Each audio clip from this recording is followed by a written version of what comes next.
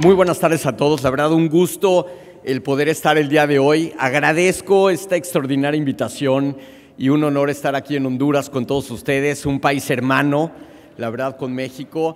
Estoy muy contento de poder tener esta oportunidad de expresarles un poquito la sostenibilidad. En México también utilizamos la palabra sustentabilidad, cosa que van afines, pero yo creo que es un gran compromiso y vamos a pasar una buena tarde. Vamos a hacer esto de una manera divertida, muy didáctica en general, para poder presentarles una gama amplia de la responsabilidad que tenemos todos nosotros en generar un cambio positivo ante una actitud positiva ante la sociedad, nuestro pequeño entorno que empieza por nosotros mismos, posteriormente la familia y obviamente nuestra ciudad y posteriormente el país entero, que va a generar un impacto positivo ante el gobierno.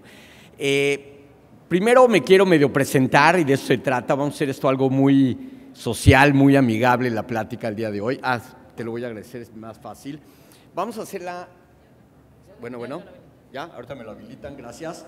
Vamos a hacer esto de una manera muy didáctica, donde tengo mucho que explicarles el día de hoy y mucho que presentarles. Ante todo, conjuntamente con mi hermano Arturo Arditi, soy codirector de Arditi más RDT en México, como lo explicaron. Somos un despacho de diseño arquitectónico donde realizamos pues toda la conexión, digámoslo así, o el diseño para poder generar un producto de alguna manera funcional para el hombre, pero al mismo tiempo yo creo que llevando la responsabilidad de generar un edificio sostenible para la cuestión de impacto hacia la cuestión negativa, que es la generación de CO2, el agua, la contaminación que va generando todo el proceso de la construcción y la operatividad del edificio, que también es lo más importante dentro del resultado de la fórmula final.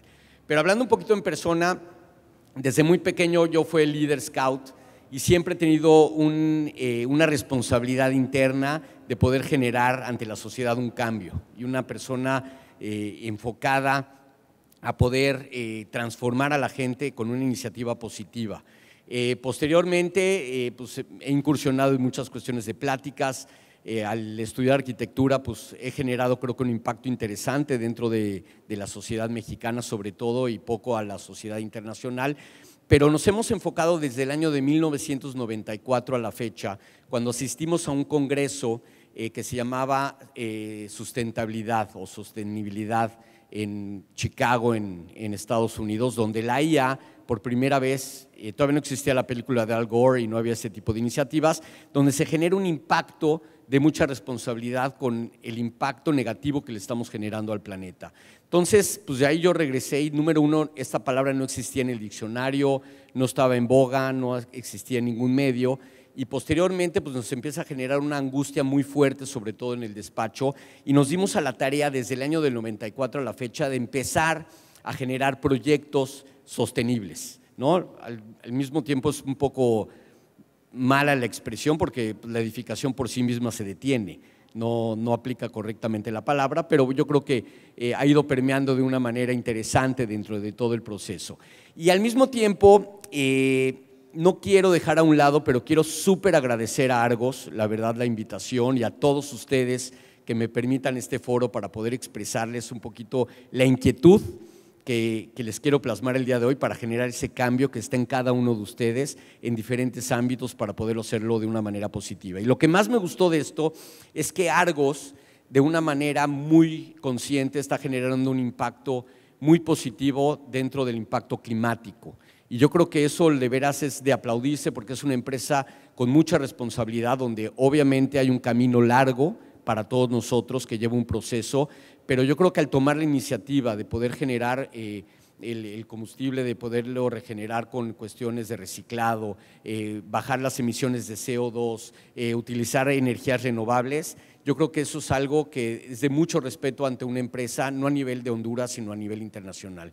Y yo creo eso quiero de veras agradecer y deben de ser un ejemplo para muchas más para poder encaminar correctamente esta iniciativa, porque es una iniciativa de impacto social hacia todos nosotros con un gran ejemplo para poder conservar, independientemente de la calidad del producto, de toda la cuestión técnica que puede implementar el producto, pero yo creo que al mismo tiempo es una tranquilidad que pueda haber empresas de ese nivel que nos generen un confort o una tranquilidad para poder ayudar al medio ambiente.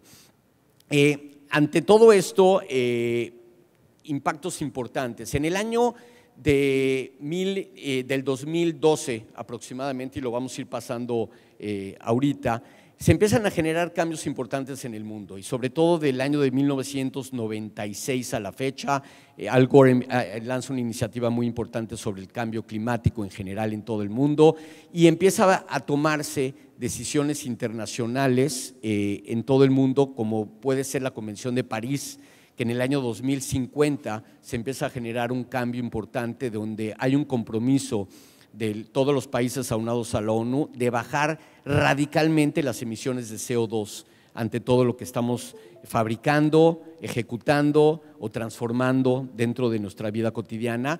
Obviamente el proceso natural del planeta, el mar, los bosques nos ayudan a compensar ese cambio de CO2 a oxígeno y sobre todo no impactar a la capa de ozono, que lo vamos a ir platicando un poquito más adelante. Este es un poquito el lema de la oficina, que la arquitectura contiene una energía inherente, intrínseca, que tiene la capacidad de inducir eventos y un profundo impacto en respuestas sociales, lo cual la distingue de otras expresiones creativas, y no nada más en la arquitectura, sino también en el impacto de sostenibilidad y en balance con la misma naturaleza en general. La sostenibilidad es una responsabilidad de todos, no es una palabra de moda, no es una palabra de negocio, porque mucha gente se ha colgado de alguna manera diciendo que es una empresa verde, es una empresa responsable en cuestiones de emisiones, etcétera, para generar ventas. Y yo creo que ese no es el objetivo es poderle devolver al planeta todo lo que hemos abusado de él durante muchos años y sobre todo en los últimos 20 años, que el calentamiento global se ha exponenciado de una manera muy agresiva en los cambios generales. Colaboración con la ONU. Dentro de esto dijeron, nosotros somos embajadores de la Fundación de Weir Water en México, igual tenemos una responsabilidad muy grande con el impacto del agua y lo que buscamos es generar y llevar el agua a la gente más necesitada, pero independientemente de eso también educar a la sociedad del uso responsable de la misma. Honduras es un país con un recurso natural extraordinario y sobre todo acuífero. Sé que la capital no tiene la suerte de tener esa abundancia en cuanto a cantidad de agua, pero generalmente en todo el país yo creo que tienen una reserva importante de agua que es envidiable, porque lo vamos a ver un poquito más adelante. Latinoamérica tiene una de las reservas más importantes de agua potable a nivel mundial. Este es el compromiso que tomamos los países y en ellos está Honduras, está un país hermano México, donde tomamos la responsabilidad de generar un cambio al 2030 con estas 17 iniciativas que son los logros sustentables de desarrollo global, ¿no? Entonces, obviamente entran muchos sectores. Esto, para el que no lo sabe, lo puede copiar, esto está en todas las redes sociales, es una responsabilidad de los gobiernos poderlo difundir ante los ciudadanos y ante las empresas para poder generar esta iniciativa de cambio ante todos los sectores. CO2 es un gas prácticamente que genera un efecto invernadero. Cuando los rayos del sol entran prácticamente a la atmósfera, pues obviamente lo que hace el CO2 es que impide obviamente el desplazamiento de este calentamiento de los rayos del sol y se genera un efecto invernadero muy muy fuerte. Y tristemente se empieza a romper la capa de ozono, que es algo que nos alarma mucho, pero no es muy tocado por muchos gobiernos, pero pues eso genera cáncer. Y es algo que los rayos UV deterioran la piel del ser humano, genera cáncer y no nada más eso, deteriora todo nuestro entorno, tanto a la cuestión de la naturaleza, la cuestión del mobiliario, nuestras casas, el colorido, etcétera, etcétera, genera un impacto muy importante que estamos de alguna manera en el límite, de alguna manera responsable de poderlo equilibrar y poderlo llevar al 2050 a un parámetro correcto. Todos hemos oído hablar del término de neutralidad del carbono o net zero. ¿Alguien de aquí había hoy escuchado la palabra net zero dentro del proceso o no? Para entender un poquito más la globalización. ¿Qué quiere decir net zero? Y me da gusto que lo hayan escuchado, pero net zero es tomar la responsabilidad de poder en balance de aquí al año 2050 en todo lo que hagamos, en toda la industria, en todas las empresas y nosotros propiamente también en el hogar, de generar la reducción de CO2 dentro de todo lo que implanta. O sea, estamos hablando de que tenemos un combustible en casa, a lo mejor un tanque de gas, utilizamos la estufa de gas. Todo este tipo de cosas va a empezar a permear de una manera muy responsable en la forma eléctrica, en la forma del calentamiento de agua y también en la forma de cómo cocinamos. Hoy en día, y no estamos muy lejanos a tener ya estufas de inducción, y va a totalmente desaparecer el gas LP o el gas natural dentro del proceso alimenticio que vivimos hoy en día de alguna manera, pero contamina. Y también el calentamiento del agua que utilizamos dentro de los hogares, porque los hogares generan un impacto muy importante dentro del calentamiento general de CO2 en todo lo que hacemos, ¿no? ¿Qué significa exactamente? En pocas palabras, el net zero se refiere al equilibrio entre la cantidad de gases de efecto invernadero producidos y la cantidad eliminada de la atmósfera. Llegamos a lo que es el net zero cuando la cantidad que añadimos no es mayor a la que eliminamos. Entonces genera un balance neutral entre estas y el proceso de la naturaleza, los mares, que generan un impacto muy importante, las algas marinas generan un impacto muy importante en la generación de oxígeno y transformar el CO2 en toda la cuestión de oxígeno. Y por el otro lado los bosques, que tristemente los estamos eliminando y tenemos que de alguna manera compensarlos con una manera responsable en la construcción. Si eliminamos árboles, tenemos que ver la forma de poder replantearlos para poder equilibrar correctamente el proceso en todo esto. Y esto es básicamente lo que luchamos todos los días dentro del cambio que hacemos y todos somos responsables de ellos, ¿no? La carrera hacia el cero o Race Zero, que le llaman cotidianamente las Naciones Unidas, está estrechamente ligada al Acuerdo de París, como bien se los dije, y tenemos un compromiso para el año 2050 de llegar a ese nivel. Por eso ese balance que viene el término dentro del tema de la conferencia para nivelar correctamente la emisión de esos gases que nos generando. Otro producto importante que es un valor añadido es el agua. Señores, el agua se acaba y el agua, no tenemos agua, y voy a hablar en el caso de México, en el caso de ciertas ciudades de Honduras o de Centroamérica o de Sudamérica que hay abundancia de agua, no hay agua.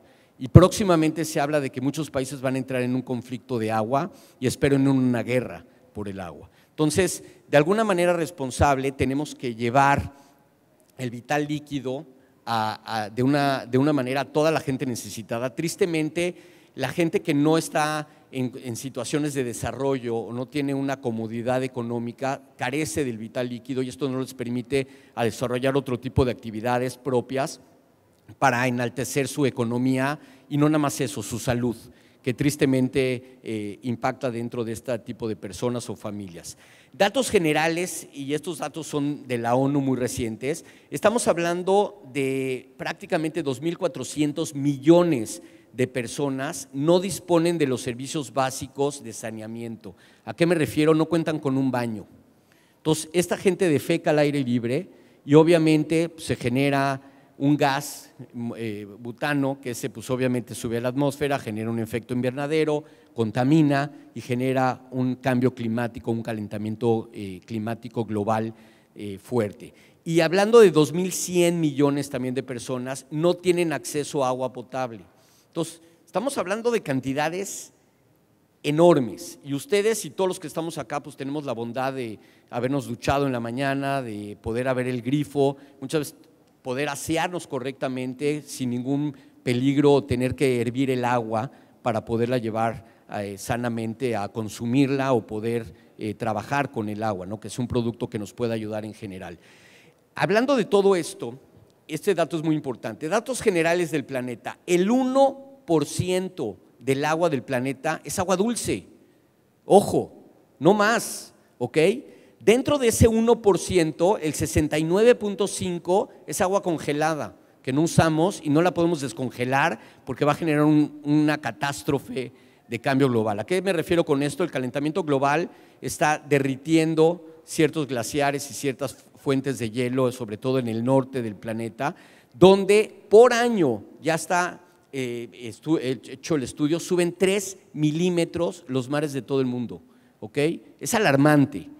A lo mejor 3 milímetros no es perceptible, pero hablando a corto plazo, al 2050 va a empezar a generar un impacto que muchas ciudades en la costa van a tener un problema general de inundaciones en el entorno. El 30.1% está en el subsuelo o en acuíferos alimentados desde su superficie. Y tristemente, y lo digo, México es uno de ellos, donde el agua en este tipo de acuíferos está contaminada. ¿Por qué? Porque no está bien canalizada el drenaje o ciertos desechos o la basura y contamina estos acuíferos en general, y esa agua no es de consumo humano. Entonces, prácticamente la poca agua que tenemos la estamos contaminando sin conciencia alguna. Y el 0.3% está en lagos, ríos o humedales, como le llamamos comúnmente en México, que es la que utilizamos y de alguna manera también irresponsable contaminamos. Entonces, esta es la poca agua que tenemos. El 2% es agua dulce,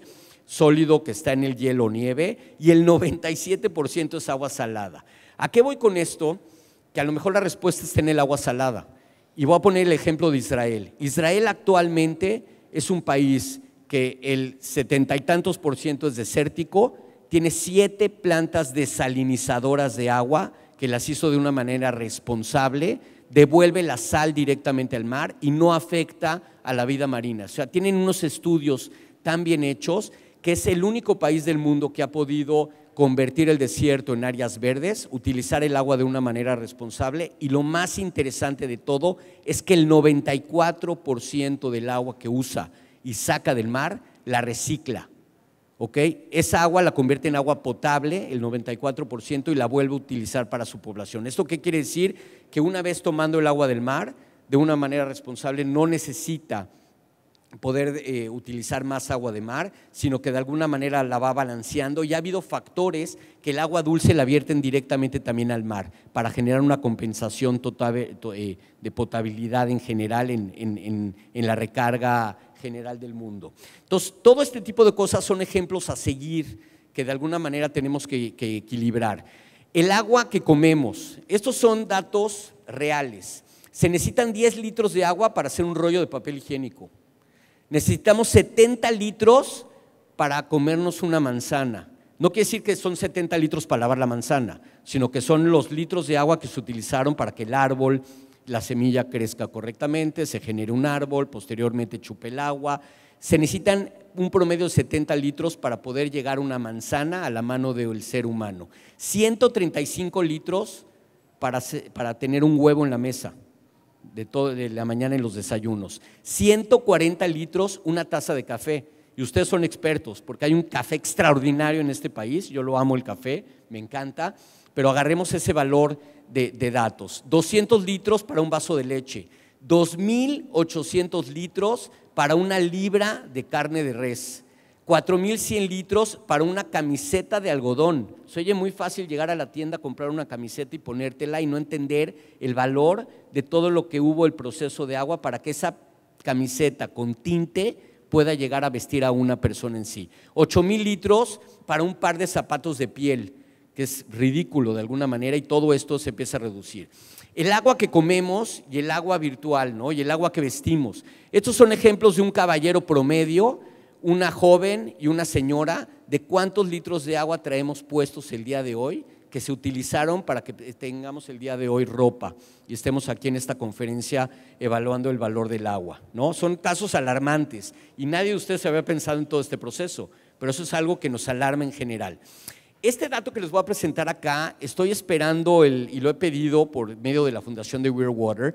Este dato viene de la NASA y viene directamente con un valor de la ONU que nos dio la UNICEF, con que trabajamos conjuntamente, y aquí van a poder ver el deshielo del Polo Norte al año 2014. Tristemente no lo tengo a la fecha, pero aquí pueden ver un poquito cómo ha sido el proceso de deshielo. Esto es real, no es inventado ni mucho menos, y aquí pueden ver básicamente de cómo estaba el Polo Norte y cómo eran los flujos de deshielo, y nuevamente se volvía a generar en ciertas épocas mucho más hielo en la parte superficial. Aquí es una combinación de agua salada con agua dulce, pero este es el gran peligro que estamos viviendo todos nosotros en el cambio climático y sobre todo en la elevación del nivel de los mares, que que ya lo estamos teniendo actualmente. Ahora, este deshielo no es nada más la angustia de que el mar suba, sino que está generando un calentamiento y ese calentamiento está haciendo que las estaciones del año se rompan, llueva más, se genere más sequía, hay una inconsistencia de que hay días que graniza tremendo, hay otros días que hace muchísimo calor y mucho frío en consecuencia, ¿no? Aquí vemos 2011, vean esto es real, ¿ok? Está alarmante, 2013 y aquí llegamos al 2014. O sea, prácticamente una tercera parte se ha ido desapareciendo dentro de todo el entorno. Agua en la actualidad, aquí vemos un dato real, este dato es tomado de la ONU, es un dato que se emitió a principios de este año, donde en verde vemos la abundancia de agua que tenemos en Sudamérica. Y esto es extraordinario porque hay una capacidad increíble, pero mal explotada y mal controlada, y de una manera u otra también mal contaminada, porque los desechos muchas veces se vierten en ríos, y me da pena decirlo, pero saliendo del centro de exposiciones, vean el río cómo está lleno de basura y está contaminado enfrente aquí del centro de exposiciones. Ese cambio está en nosotros, que tenemos que generar un impacto social de un cambio inmediato, y sobre todo lo más importante, tenemos que educar. Si no educamos a las nuevas generaciones, no vamos a tener futuro. Y eso es el cambio más importante que debemos de lograr entre todos los seres humanos en esta posición. Hace 2 meses estuvimos en Guatemala, en Volcán de Fuego y la frontera con México, fuimos a abrir pozos de agua. Tristemente el volcán sigue en erupción, ha contaminado todos los ríos aledaños, el agua es intomable y tenemos que irnos a una profundidad de 30 a 50 metros de profundidad para poder sacar agua potable y darle las necesidades correctas a la gente de Guatemala en su caso, ¿no? Eso es parte también de lo que hacemos en la fundación, cosa que nos alegra mucho. Por otro lado, vamos a entrar también a la parte divertida y no angustiarlos con tantas cosas negativas. Vamos a ver cómo podemos arreglar el problema, y de eso vamos a hablar también el día de hoy. En el año de 1994, cuando regresamos del Congreso de Chicago a México de sostenibilidad, pues dijimos, bueno, ¿cómo empezamos? ¿O cómo podemos generar un cambio? Obviamente tomamos cursos, nos asesoramos con gente especialista, no somos teodólogos, importante eso. Yo creo que aquí hay que hacer alianzas y hay que unirse con gente experta y sumar, y ensayo-error para poder llevar las cosas a un buen término. En este caso nos llegó el primer proyecto y la primera oportunidad para hacer un edificio sostenible, y este edificio que ven acá es un clubhouse en el Club de Golf Bellavista en el Estado de México, en México, donde pues, nos sentamos con la mesa directiva que nos pidieron un clubhouse y les dijimos, oigan, espérense, vamos a meter planta de tratamiento de agua. ¿Qué es eso? 1994, pero eso se usa a nivel gobiernos, eso no se utiliza en un edificio. Vamos a meter paneles solares, están locos, ¿cómo me voy a meter paneles solares? Vamos a meter paneles de calentamiento, de generación de energía eléctrica, y vamos a meter paneles también de calentamiento de agua, que no utilicemos un combustóleo. Están locos, o sea, eso me va a salir una fortuna. Espérense, vamos a buscar nivelantes, vamos a hacer un comparativo a cuánto es el costo de recuperación del edificio, y poco a poco fuimos convenciendo a los directivos de la institución que se genera un cambio positivo. Pero voy a ir a lo más importante dentro de esto y voy a tocar la parte de ingeniería y la parte arquitectónica. La mejor sostenibilidad dentro de una edificación no está en todo lo que le podamos poner al edificio de tecnologías, está en la base de la esencia arquitectónica del edificio, que tenga una buena orientación, que tenga unos buenos volados, como le llamamos en México, unos parasoles, que tenga una buena ventilación cruzada si es la necesidad del edificio, que tenga prácticamente buenas ventanas contra vanos, o sea, que lleve una concordancia dentro de todo esto. Y otro factor que nos ha ayudado mucho es que le llamamos el factor de la modulación. Nosotros somos fieles creyentes que el que modula, Dios lo ayuda, y nos ha funcionado increíble. ¿Qué quiere decir esto? De la revolución industrial a la fecha, todo en la industria es en módulos de 1.22 por 4.88, ¿ok? ¿Por qué? Porque de la revolución industrial actual eran módulos en pulgadas, el mobiliario, la loseta, las galletas o lo que llamamos el plafón o el cielo raso en los techos son 61-61, 2 módulos es 1.22, si lo multiplicamos empieza a 4.88, posteriormente 2.44 y se va generando los escritorios, las sillas, la tela, los textiles, todo viene en esa modulación y no ha cambiado. Hoy en día ya la nueva tecnología permite hacer cosas a la medida y obviamente no hay desperdicio, pero ¿qué nos permite esto? Que si nosotros modulamos correctamente la edificación, generamos un desperdicio cero. ¿Qué quiere decir esto? Yo como arquitecto antes hacía una ventana de 2.35 por 1.28,5. Se ve increíble, está buenísima la ventana, qué vista, va perfecto con el contexto del espacio y cuadra y tiene una iluminación increíble y una vista genial. Pero ¿qué pasa cuando yo compro el vidrio y llega el vidrio a la construcción, a la zona de la obra? Pues le tengo que cortar un pedazo al vidrio y ese vidrio lo voy a tirar a la basura, el pedazo que sobra. Y difícilmente ese vidrio se va a reciclar, ¿ok? Y va a tardar millones de años en que vuelva a ser polvo y se pueda volver a transformar en vidrio. Entonces, ¿a qué nos conlleva esto? Que si nosotros modulamos correctamente, generamos dentro de la obra una modulación exacta y no generamos desperdicios de construcción. Y eso es un ahorro al bolsillo del dueño o del edificador o de la promotora y lo más importante, le estamos ayudando al planeta, que eso es lo que nos ha llevado en caso de éxito. Entonces, este edificio, así como lo ven, muy geométrico o a lo mejor muy audaz en sus techos, tiene una geometría adecuada a 1.22 por 1.22 en planta y en altura 2.44, en módulos de 2.44. ¿Qué quiere decir esto? Que toda la piedra o cantera, como le decimos en México, de la fachada, está modulada y no hay cortecitos de 3 centímetros, de 4, de medio, y no hay desperdicio. A lo mejor hay cosas mínimas de ajuste, porque las debe de haber, ¿no? Hay ligeros errores o cambios que puede llegarse a ver en la construcción, pero no estamos hablando de algo significativo que pueda generar un problema al desecho de los materiales. Entonces, todo esto es lo que nos ayuda y nos ha aportado cosas muy interesantes dentro de la construcción. Muy importante, cuidar la quinta fachada. ¿Cuántas veces no llegamos y vemos el tanque de agua? No sé cómo le llaman acá, pero en México es rotoplas, son negros, son horribles y nadie, hacen una edificación preciosa y el tanque de agua está encima, se ve el tendedero y se ve la antena de la televisión increíblemente arriba, ¿no? Para decir, tengo tele y tengo cable y veo el fútbol de Europa. No se trata de eso, se trata de generar una conciencia también visual que no contamine a la cuestión visual a las ciudades. Pero esto, en esta edificación, todos los paneles están ocultos, tenemos paneles solares, tenemos generación también de energía eléctrica, tenemos modulación en la fachada, tenemos materiales reciclados, donde hicimos radios de incidencia, de que la cantera que utilizamos no viene de más de 30 kilómetros de la zona. Entonces estamos reduciendo la huella de CO2. Estoy hablando de 1994, no estoy hablando hoy. O sea, reducimos la huella de CO2, el impacto de CO2, el transporte, la cuestión de insumos, la cuestión de combustible también dentro de la edificación. No traer de repente porque me gustó un granito de Corea o de China, pues voy a traer un granito de China. Pues se oye padrísimo, está barato y se va a ver increíble. Pero no estamos pensando en todo el trayecto, súbelo al barco, llega a Honduras, en qué puerto llega, va a tener que llegar a esta ciudad, lo tienen que cortar, lo tienen que procesar. Todo ese tipo de cosas contamina por poner un pedazo de 1 metro cuadrado en una barra de una cocina. No tenemos ni idea, pero todo eso suma. Entonces, de alguna manera tenemos que generar este tipo de responsabilidades dentro de la esencia general. Aquí vemos un poquito la cuestión de los techos. Como les dije antes, la quinta fachada es un factor muy importante para nosotros. Toda la cuestión de la piscina o alberca, no sé cómo le llamen acá, en México le decimos alberca, es totalmente, se calienta con el sol.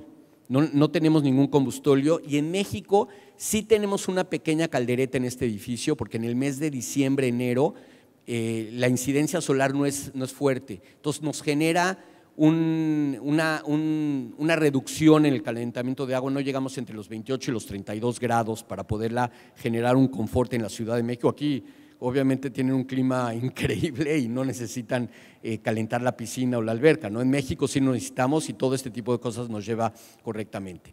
Vamos a hablar de algo más grande. Este es el corporativo del Banco Banorte en México, en Ciudad de México. Nos pidieron este edificio donde tiene mucho movimiento y mucha cuestión de audacia. Pero váyanse un poquito a la planta. La planta es totalmente cuadrada. Todo el edificio está modulado igual 1.22 por 2.44 y lo que tiene interesante el edificio es que ustedes en la fachada ven las rayas de aluminio. Esa raya de aluminio es exactamente el centro del aluminio, centro del aluminio es 1.22. Entonces permite que el grupo 1 de cristales, así como salió de la fábrica, se pone el vidrio en la fachada y no hay que cortarlo. Y así viene pulido el canto y entra perfectamente en el módulo del edificio. Igual los módulos de los paneles de la fachada, son 1.22 por 2.44. Entre pisos, de piso terminado a piso terminado son 4.88, son 2 módulos de 2.44. Entonces, ¿eso qué permite? Que cada 3 módulos es una oficina de un director o un gerente. Entonces, ¿cuántas veces ustedes no han ido aquí en la calle y de repente ven un edificio hermoso y la fachada de repente tiene 30 centímetros y hay un muro de tabla yeso o un muro de esos de panel de yeso y da a 3/4 de la ventana y se ve horrible y le ponen un pedacito de persiana y luego una persianota al edificio? Todos lo hemos visto. ¿De quién es culpa? ¿Del arquitecto o del arquitecto interiorista? Pues de los dos, y en base del arquitecto, porque no moduló correctamente el edificio. Entonces, esto permite que el cortafuego, el plafón o el cielo raso choque perfectamente con la modulación de la fachada, el piso cuadre perfectamente, la alfombra modular cuadre perfectamente, el piso elevado cuadre perfectamente en toda la armonía. La estructura es una estructura limpia, en la cual la modulación de la misma obviamente cuadra perfectamente con todo el entorno. Esto es hacer un edificio sostenible de inicio. Posteriormente le vamos a poner un cristal inteligente, que comúnmente le llamamos un cristal low-E, que llega a bajar hasta el 97-96% de los rayos UV y la carga térmica al interior. ¿Cuál es el beneficio? Que el aire acondicionado pues, trabaja menos, genero menos energía, ahorro a la termoeléctrica o a toda la cuestión y generamos un ahorro al bolsillo y lo más importante, a la generación de electricidad de la ciudad y al confort del usuario interiormente del edificio. Algo que tiene también interesante el edificio es que ven del lado izquierdo, sale el norte del edificio.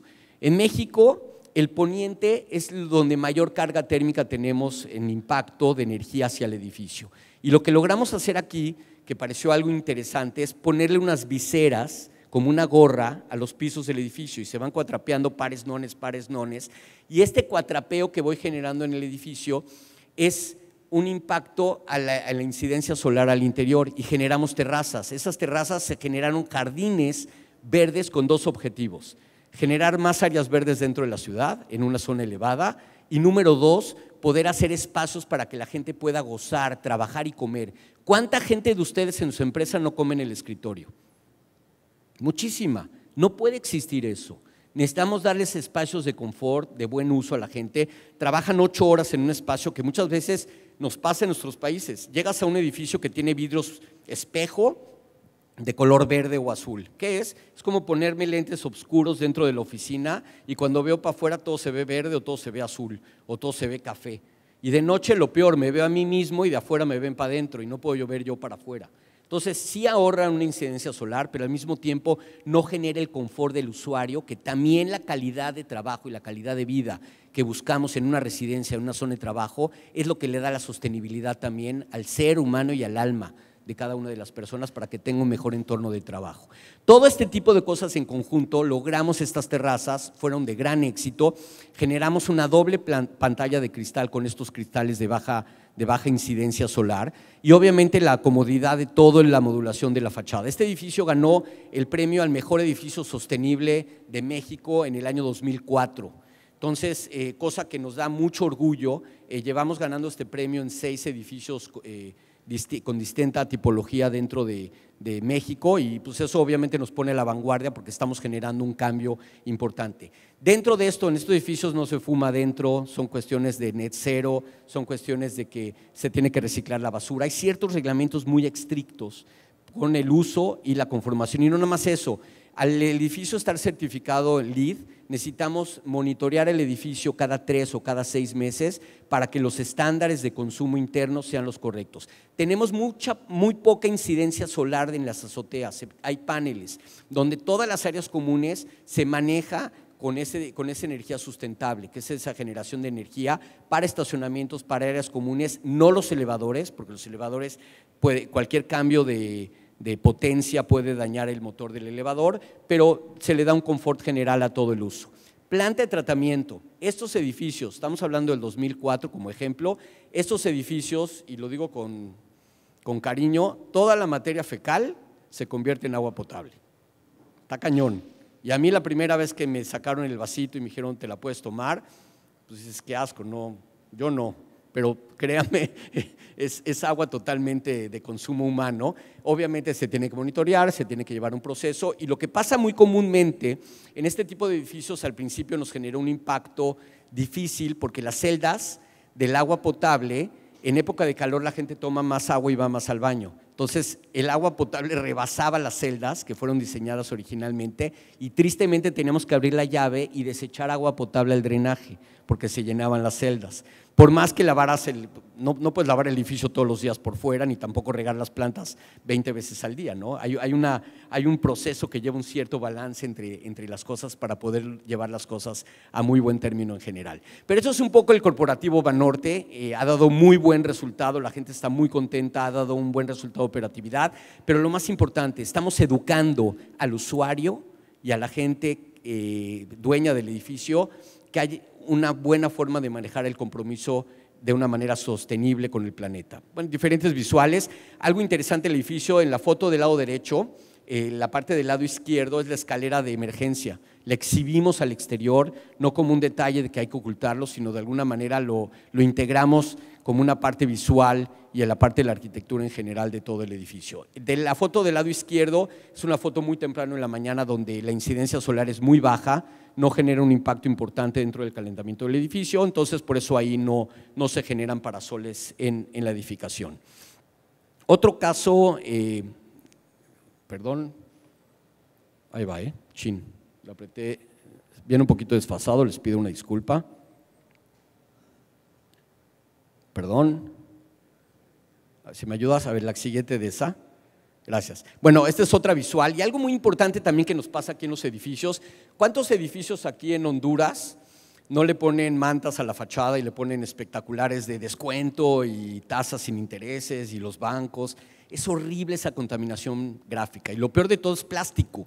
Son plásticos inmensos que cubren los edificios, generan carga térmica al interior del edificio de una manera irresponsable y número dos, estamos contaminando para dar una oferta de una cuestión interna de la misma empresa. Entonces, en este caso, la cuestión de generar ciudad de una manera responsable es poder hacer de una imagen de un edificio que ya sea en el mes patrio, ya sea en el mes de cáncer o un reloj urbano, que la gente a cierta hora pueda saber la hora según el color del edificio o generar también una imagen de publicidad de una manera mucho más responsable con energía solar, así de simple. Bueno, esta es una tipología distinta. En el año del 2000 tuvimos la fortuna, fueron los Juegos Macabeos Panamericanos en la Ciudad de México y llegaron con nosotros y nos dijeron, oigan, tienen que hacer un edificio deportivo sostenible. Órale, pues está un poco difícil el reto, ¿no? Una alberca olímpica, una alberca media olímpica que se caliente con el sol. Obviamente tiene un mes y medio al año más o menos con un combustóleo que es el gas LP, que es de alguna manera con ciertos filtros amigable para el calentamiento para poder llegar a los 28-32 como lo dije antes, pero esta edificación está muy interesante porque tiene una doble fachada ventilada, no es ningún invento, lo viene usando en Europa desde mucho tiempo atrás, pero es una doble fachada ventilada que aquí en Honduras, Centroamérica, México y ciertos lugares donde hay poco viento puede generar un impacto muy interesante para la ventilación cruzada dentro de las edificaciones. Ahorita vamos a hablar un poquito más de eso adelante, pero esta es una edificación donde ven la alberca olímpica se ve, en la planta baja del edificio tiene una alberca media olímpica, del lado izquierdo hay squash y racquetball, en el primer nivel un gimnasio cardiovascular con diferentes salones multiusos y en la parte de arriba una cancha de básquetbol, voleibol y fútbol de salón también multiusos. Todo el edificio cuenta con paneles solares generando energía eléctrica, generando calentamiento de agua, planta de tratamiento de agua generando agua potable de la materia fecal y obviamente del agua de lluvia, etcétera, para todo el consumo y el buen uso del mismo edificio. Aquí vemos diferentes fotografías. Arriba del lado izquierdo es la doble fachada ventilada que les decía. Esto es algo que se utiliza mucho en Europa y tristemente no lo hemos sabido, no lo hemos traído a una realidad en nuestros países. ¿Qué permite esto? Con un estudio directamente con la Universidad Autónoma Nacional de México, nos ayudaron a generar un estudio del desplazamiento o el ancho que debe haber entre cristal y cristal. Y orientada correctamente esta fachada, con poco viento que haya del exterior, tiene unas ciertas hendiduras en el cristal donde entra el aire a presión y se aumenta la presión interna. Y en la parte de abajo se abren unas rendijas y genera una circulación de aire corrido de un espacio interno del edificio, en este caso el gimnasio. Entonces, ¿qué es lo que pasa en los gimnasios? Que todos hemos ido a un gimnasio, pues obviamente trabaja con aire acondicionado y el olor del ejercicio, el olor étido del hombre, pues obviamente no es muy agradable y muchas veces cuando uno entra, pues percibe el primer impacto de un gimnasio y dice, oh, ya llega al gimnasio, ¿ok? Todos lo hemos vivido. Entonces, de alguna manera es muy importante, y eso no lo quita el aire acondicionado, es muy importante reciclarlo y moverlo, y este concepto ha sido extraordinario, es un gimnasio de bastante uso y ha dado un resultado extraordinario. La alberca o la piscina, en su caso, es un método de ionización, no de cloro. Está comprobado que el cloro en cantidades pequeñas no le hace daño al hombre, en cantidades más grandes puede afectar la piel, al pelo, en su caso puede llegar a dar cáncer en cantidades muy exponenciales, pero en este caso la piscina es de ionización. Por medio de ionización matamos a las bacterias de una manera correcta y lo más importante, el agua que hay ahí es parte de materia fecal, pero es totalmente potable.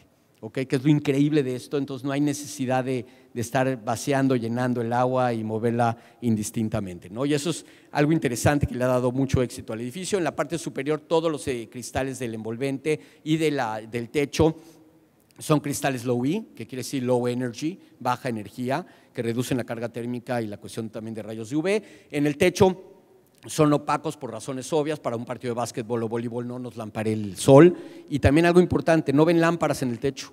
¿Cuántas veces no hemos ido a un gimnasio de básquetbol o jugando voleibol y echamos de repente la pelota y te lamparea y segundos sigues viendo la lámpara a donde vayas, te va siguiendo la lámpara al ojo humano? En este caso es luz indirecta, es luz refractaria y lo más padre de todo es que toda la luz del edificio viene de la energía solar. No, básicamente tiene una planta de emergencia, obviamente, con gasolina, obviamente si se llega a ir la luz en la zona, pero todo esto viene de una fuente totalmente loable. Edificios pequeños de oficinas, en este caso en la planta baja aquí es nuestro estudio, nuestro despacho. Cuando vengan a Ciudad de México, bienvenidos, avísenos con anticipación, los invitamos al estudio y los invitamos a echar una vitamina T, unos tacos y un buen tequila. Con muchísimo gusto, van a ser más que bienvenidos.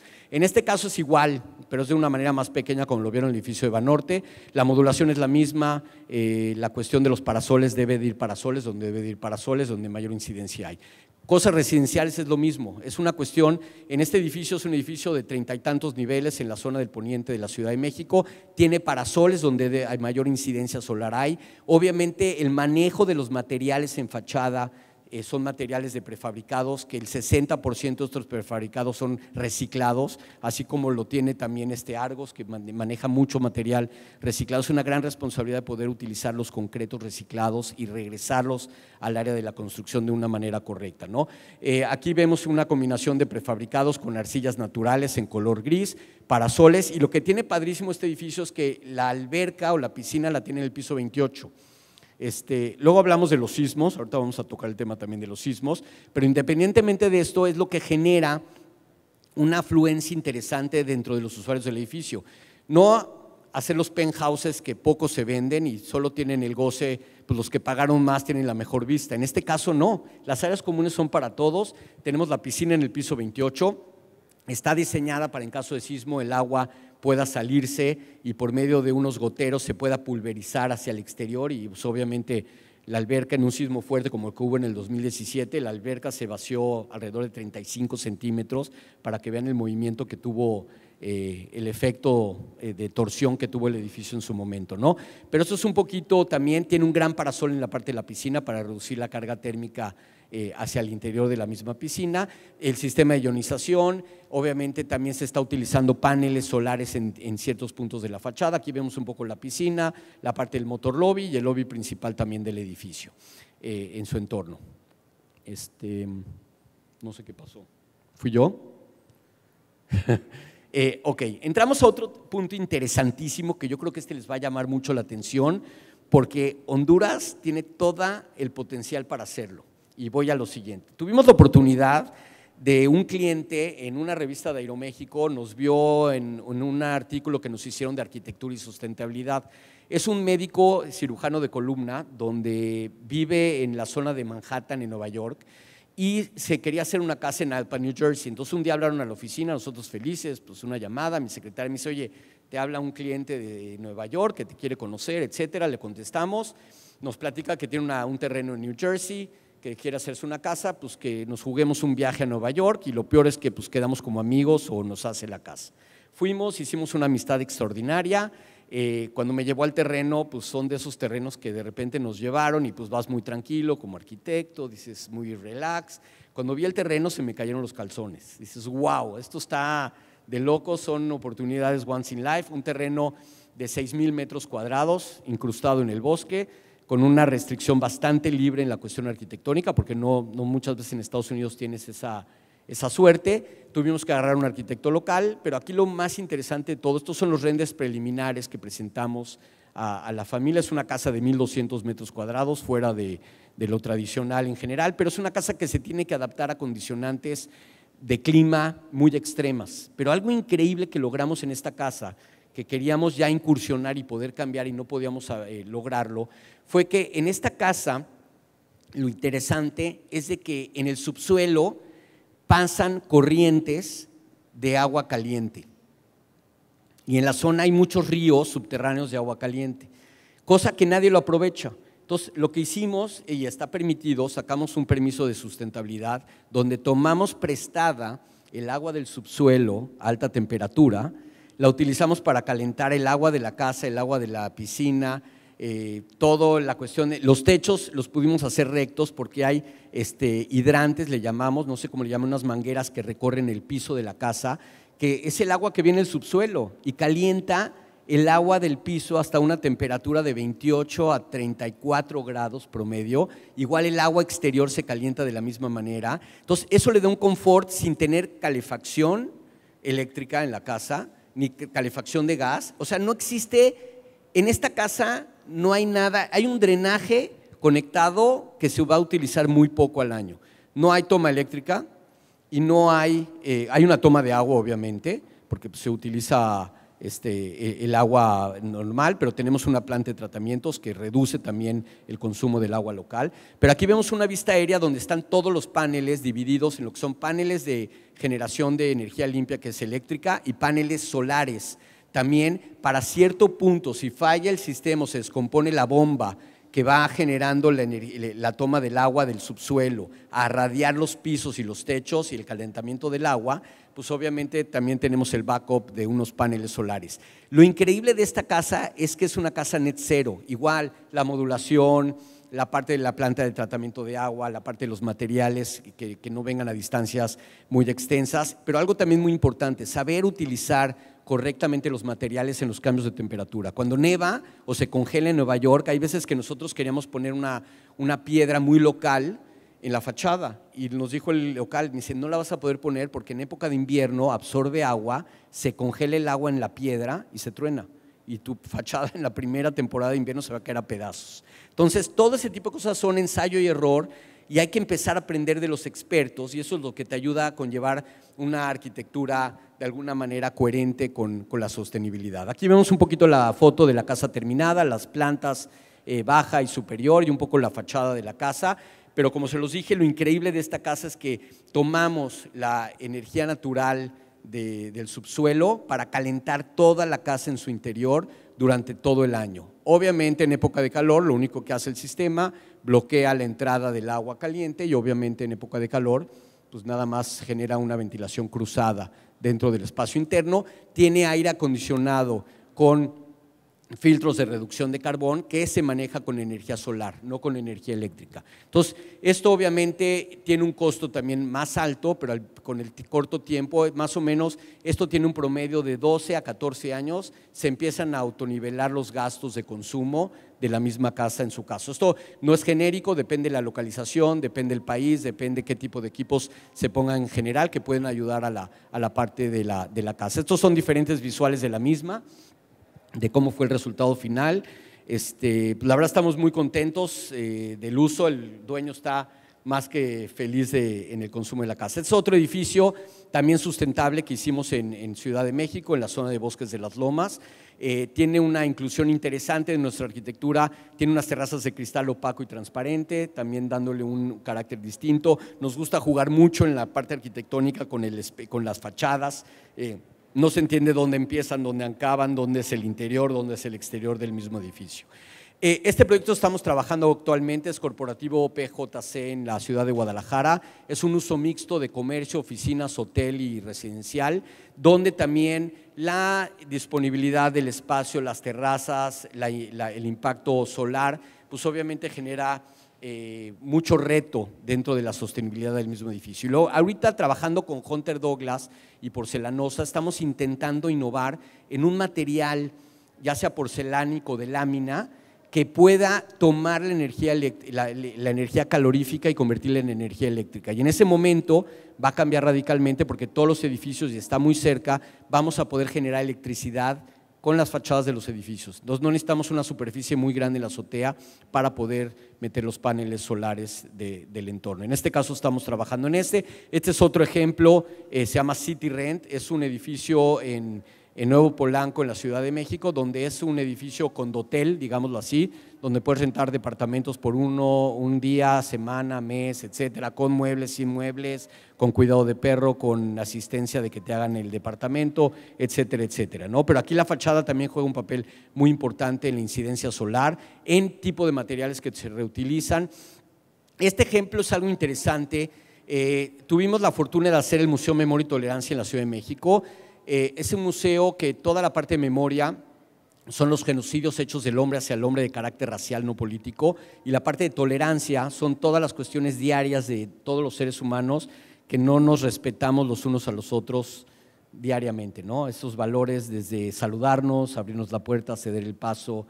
Tristemente lo que estamos descompuesta la sociedad hoy en día y es lo que estamos generando ese tipo de valores. Este museo fue uno de los primeros museos de América en tener net zero, en ser totalmente sustentables, en prácticamente no utilizar energía eléctrica, en poder tener la sustentabilidad en cuestión de agua, en cuestión de materiales, en net zero y obviamente dentro de un rubro distinto que es un museo, ¿no?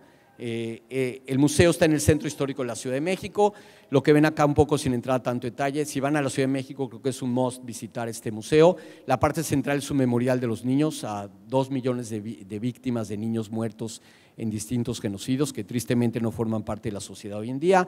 Es una piel hecha por el artista Jan Hendricks, de origen holandés, donde es un árbol de olivo blanco, pero al mismo tiempo está atrapando a 2 millones de almas que no forman parte de la sociedad hoy en día. Y el mejor ejemplo y que quiere transmitir el museo es ese cambio de actitud, ese cambio de acción positiva ante la sociedad para que esto no se vuelva a repetir.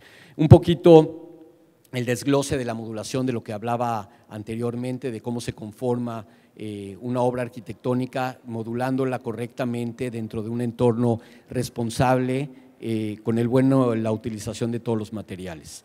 El edificio Telefónica Movistar, de la compañía de teléfonos española en México, igual con características en las terrazas, esos volados interesantes, generando terrazas verdes y de trabajo y para que la gente pueda comer en su exterior, generando una doble pantalla de cristal en la parte poniente del edificio, también para generar un impacto mucho más eficiente en sus cargas de energía. En su parte estructural, hablando de sismos, todos saben que la Ciudad de México es una ciudad muy sísmica, es el peor lugar para haber hecho una ciudad. Yo no sé por qué a los aztecas se les ocurrió exactamente ahí encontrar a la serpiente comiéndose, el águila comiéndose la serpiente, el peor lugar, o sea, rodeado de un valle, agua abajo, sísmico, se concentra toda la contaminación, la gente no cabe, ya somos casi 22 millones la última vez que contamos, esperemos ya no haya más, que la gente se pueda ir a otra ciudad o hacer una ciudad nueva en México. Pero aquí, muy importante, en paz descanse Enrique Martínez Romero, un gran estructurista, impacta mucho también en la parte de la modulación y la parte estructural. Entonces, utilizar estructura metálica reciclada, en su gran mayoría, obviamente forrada de concreto o un buen cemento que le dé la resistencia correcta al edificio para poder generar un impacto o torsión mínima en la cuestión de sismos en general para que los edificios tengan un mejor desempeño. Este edificio ganó otro premio también en cuestión de sustentabilidad, es un edificio deportivo, algo muy atípico porque es un edificio que tiene 13 canchas de tenis con una cancha de fútbol oficial arriba de 6 canchas de tenis. Raro, ¿no? O sea, 13 metros de altura entre las canchas techadas y una cancha de fútbol superficial por falta de espacio, porque el lugar no hay, en México el terreno es tan caro que no hay esa exclusividad para poder tener una cancha de fútbol donde uno quiere y más en la parte donde está la mera ciudad. Entonces, este edificio es algo muy interesante. Se hizo un espacio también para conciertos, una capacidad para 3,000 personas. Todo esto está muy interesante porque no están, si se dan cuenta, del lado derecho arriba de los frontones pusimos los paneles solares, tanto eléctricos como de calentamiento de agua, para poderle dar cabida a todo el edificio del área deportiva del edificio, obviamente con materiales reciclados en su mayoría, materiales de impacto de net cero que puedan generar un cambio. Este es un proyecto que estamos trabajando, es una zona cultural en la zona de North Miami, un edificio que tiene una pequeña escuela, una sinagoga y un salón de fiestas. Este es otro proyecto que estamos trabajando también net cero en México, que es un edificio inclusivo para gente con discapacidades distintas, sobre todo síndrome de Down, donde en la parte baja tiene ciertos comercios donde esta gente puede adaptarse y puede adaptarse a la vida cotidiana y a la sociedad, en lugar de que puedan estar aislados. De esta manera pueden vivir independientes de casa y pueden tener todas las facilidades generales dentro del proyecto. Este es un proyecto interesante porque no se ha llevado a cabo, es el Museo de Historia Natural en el Bosque de Chapultepec en México. Es un edificio net cero, totalmente en su mayoría un 60% de materiales reciclados, con la modulación, con planta de tratamiento, con paneles solares, sin tirar un árbol dentro del área de construcción del Bosque de Chapultepec, y es como la nueva cara o la nueva estructura del Museo de Historia Natural de la Ciudad de México. Aquí vemos un poquito la ubicación, está en el Bosque de Chapultepec, 2 bóvedas del museo que ya están acondicionadas, estas sí las terminamos junto con Gantús Arquitectos y Estudiometría, 2 despachos extraordinarios que hemos trabajado increíble con ellos, pero esto es un poquito el entorno del edificio y lo que queremos transmitir con estas estructuras metálicas recicladas para darle el entorno y obviamente con forradas de cristal lobby en todo el interior del mismo, ¿no? Otra visual del mismo museo, este es el lobby principal del museo y el parque principal del museo.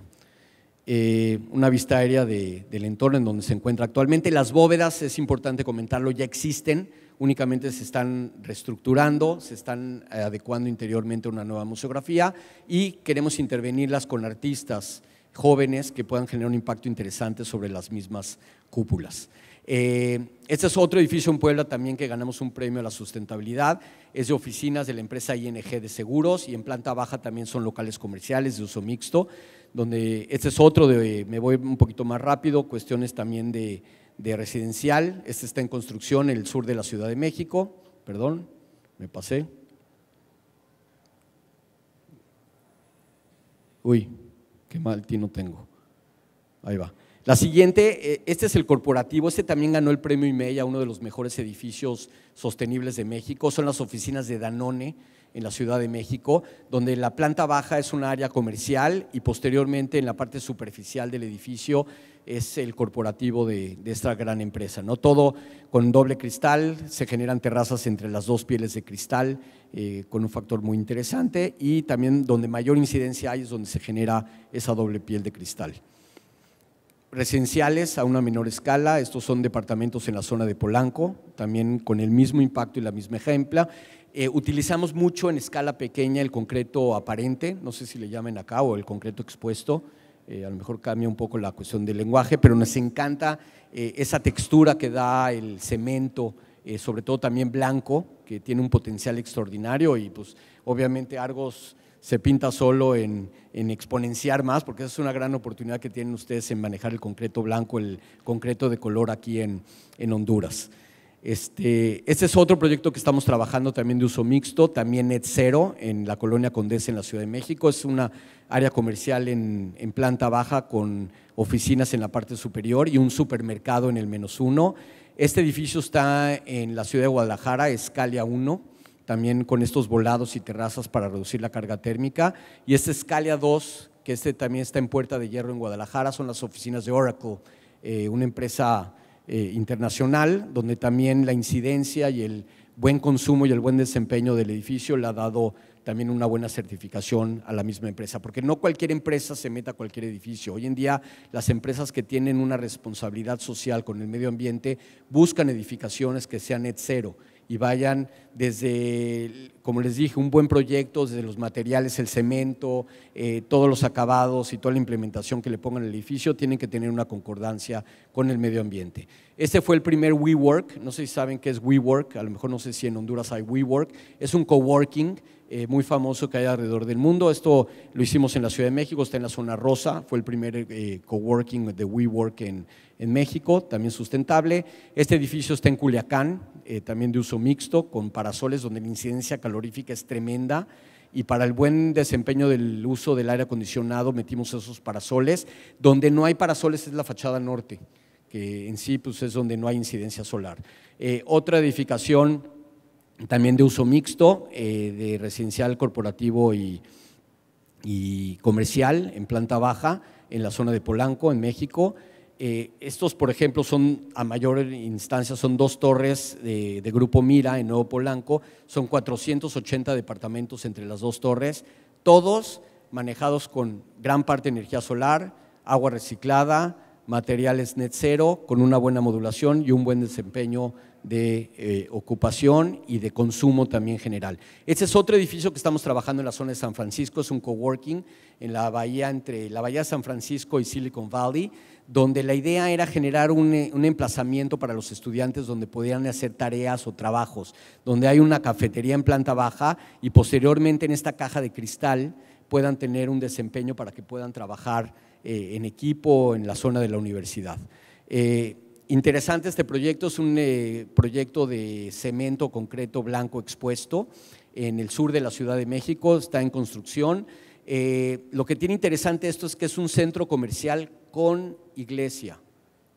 Dicen todo el mundo, ¿qué onda? ¿Un centro comercial con iglesia? Claro, porque vas de compras, te sientes horrible, te gastaste mucho dinero y te vas a confesar. Entonces sales perfectamente de compras, te vas a la casa tranquilo y no hay pecado cometido. Pero no, lo interesante de esto es que el cliente quiso hacer una iglesia en el entorno del centro comercial, tiene una entrada independiente totalmente, pero esto es un poquito el resultado de poder integrar la iglesia como una lámpara o como un ícono dentro del emplazamiento del centro comercial. Fue un reto difícil, no digo que sea la mejor solución, pero pues también se los dejo en el tintero para ver qué se les puede ocurrir en el entorno. Este está en Paseo de la Reforma, que es una de las avenidas principales en la Ciudad de México, es corporativo Reforma Diana, todo el mundo lo conoce por el Jenga, no sé por qué, creo que se parece a un Jenga, y donde está interesante porque la fachada, el edificio tiene 35 pisos de altura y tiene una fachada de 17 metros de frente. En la parte de atrás se abre en T y obviamente en la parte sísmica, pues ni les digo, el edificio sí se mueve y se mueve bastante.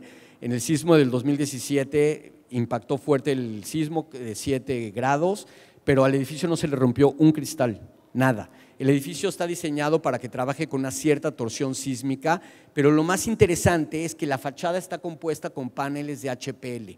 ¿Qué son paneles de HPL? Son paneles reciclados de PET, de botellas de PET. Entonces todo el edificio está hecho con un panel flexible que no se decolora, o sea, tiene una durabilidad de 20 y tantos años, empieza a decolorarse muy gradualmente el color, pero es mínimo y no es perceptible a la vista del hombre. Y lo que permite esto es que cada módulo con todo y ventana trabaja distinto al sismo. Entonces tiene holguras para que la fachada se pueda mover y no se le rompan los cristales dentro del entorno. Este edificio interesantísimo, se convierte la materia fecal en agua potable totalmente, se recircula todos los baños, se lava el edificio con eso, generamos todos los jardines perimetrales al edificio, se riegan con agua del edificio, tiene paneles solares en la fachada atrás y en todas las terrazas, tiene terrazas en todos los niveles y obviamente pues esto genera un confort al uso y al desempeño del edificio, ganando también el premio IMEI a uno de los mejores edificios corporativos de la Ciudad de México. Aquí ven un poquito el corte, tanto vean el delgado, y pues es un poco difícil porque el edificio no tiene contrafuertes, el edificio trabaja con una estructura totalmente limpia y se podían haber hecho más pisos, pero teníamos que empezar a meter contraventeos y eso obviamente afectaba al desempeño interior y decidimos pararle a los 35 niveles y no meterle más niveles al edificio. Esta es una visual posterior del edificio, donde se ve claramente el Jenga y la disposición de los espacios, se ve la modulación clara del 122, 244, 488. Este es otro proyecto que estamos trabajando actualmente en Puebla, un edificio de oficinas, hotel y residencial con una plaza comercial importante. Otras visuales del edificio. Hicimos el proyecto para el corporativo de Aeroméxico, tristemente no se llevó a cabo porque Delta compró el 50% de Aeroméxico y en ese momento decidieron que las oficinas centrales iban al aeropuerto internacional de la Ciudad de México y partes iban a las oficinas de Atlanta, entonces en su momento se paró totalmente el proyecto, pero es algo que nos gusta, es como un ala truncada con un diseño de parasoles para reducir la carga térmica al interior, se van generando terrazas verdes en las esquinas del edificio, pues generando un desempeño bastante interesante en el mismo. Ciudad Gobierno de Zacatecas, premio CEMEX a uno de los mejores corporativos de gobierno de México y concursamos también a nivel mundial también donde ganamos el Property Awards en Londres y lo interesante es que es totalmente sustentable, es un edificio modulado con cantera local, con materiales locales, con resiliencia, con cuestiones de baja inmensidad en el consumo, en el desempeño del CO2. Se utilizaron constructoras muy aledañas y materiales y la concretera se hizo en sitio. Entonces, todo este tipo de cosas le ganó puntos muy interesantes al buen desempeño del edificio. Aquí vemos diferentes visuales de las plazas, son en total 13 edificios, es como un campus universitario con plazas con cierta remembranza a lugares arqueológicos de la zona de Zacatecas, una gran ciudad catalogada por la UNESCO. Este edificio está totalmente fuera del área de la UNESCO y eso es un poquito la edificación y lo desértico. Este es otro edificio en el centro histórico, en el Monumento a la Revolución, uso mixto, lo que es residencial, comercio y hotel, con un carácter distinto. Este es otro que se está trabajando, ya está en construcción, es residencial UMI, de departamentos de interés medio, medio-bajo, con una plaza comercial en el sótano. Hotelería igual, es la misma intención, son hoteles en Riviera Maya, con un impacto muy bajo, utilizando también el agua fría del subsuelo para poder enfriar los cuartos, enfriar los equipos de aire acondicionado, generar una mejor resiliencia en toda la cuestión del consumo del agua, que es una gran responsabilidad que conjuntamente también hemos impactado con la fundación de We Are Water. Otro edificio también de departamentos tipo condotel, y ya estoy por terminar, y en Cozumel también estamos trabajando con algo muy similar en una zona de resiliencia en la isla de Cozumel. Vayan, es un lugar maravilloso también para hacer buceo dentro del mismo entorno. Residencial BIOS, actualmente estamos trabajando en Costa Rica, se llama Tali, de concreto también aparente, con una resiliencia y también net cero en una zona boscosa espectacular dentro del entorno natural y respetando a lo demás. Dos torres, que la primera ya está terminada en Ciudad de México, esto es un poco el diálogo que hay entre las dos torres, también net cero, y aquí hicimos el proyecto para la edificación de la Torre de Petróleos de México. Por cuestiones políticas cancelaron el proyecto, al presidente actual no le gustó. Ya hay mucho conflicto de intereses de por medio, pero pues aquí ven un poquito la incidencia y las buenas ganas de poder cambiar la buena actitud y sí se puede.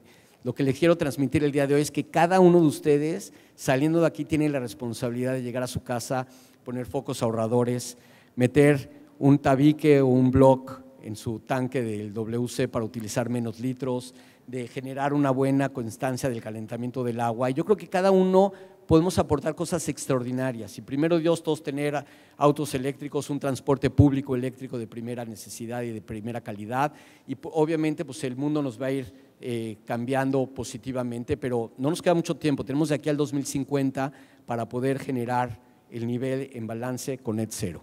Mil gracias y gracias por la invitación, sobre todo de veras gracias a Argos por una empresa muy responsable, con mucho valor y por la invitación.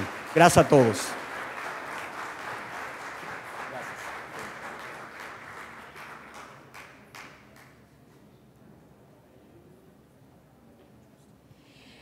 Agradecemos nuevamente al arquitecto Jorge Arditi, quien esta tarde nos visitó desde México. Gracias a Argos. Nuevamente un fuerte aplauso, por favor.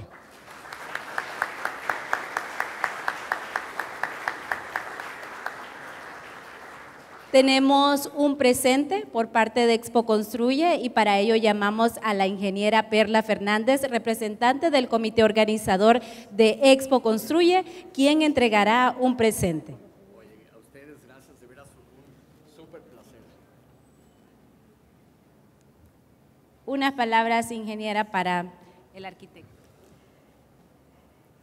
Le decía el arquitecto antes del micrófono que muy orgullosa de haber entregado este presente Estamos realmente, creo que todos compartimos este sentimiento, maravillados con esta conferencia y de ver dónde la arquitectura pues se combina con la sostenibilidad. Gracias, arquitecto, por visitar nuestras tierras. Esperamos que muy pronto también veamos edificios suyos aquí también, ¿verdad? Con mucho gusto. Gracias por la invitación. Gracias.